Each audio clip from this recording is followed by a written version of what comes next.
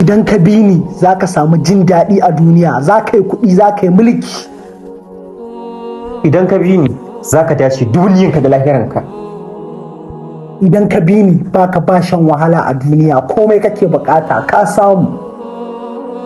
Idan ka bi ni ka kasance kana yin sallah safe, rana, yamma, kamar yadda Allah subhanahu wa ta'ala ya gabatar mana da su salloli guda 5, lallai za ka dace. Kar kai sallah, kar kai salati, kar kai ibada, ka zauna haka kawai za ka samu kuɗi, za ka ji daɗi a duniya. Kada ka yi da maganin shi, ka biyo ni zan kai ka har zuwa gaban Ubangiji a ranar lahira. Za ka yi ibada, za ka bi iyayenka, kada ka bi shi. Kar ka bi iyayenka, kar ka bi maganansu.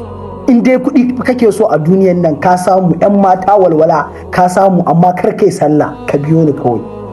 Ba zan baka 'yan mata ba, zan koyar da kai addini, zan karanta da kai alkur'ani, ka kasance ka daina jin kiɗe-kiɗi, ka dinga sauraron karatun Qur'ani. Za ka dace.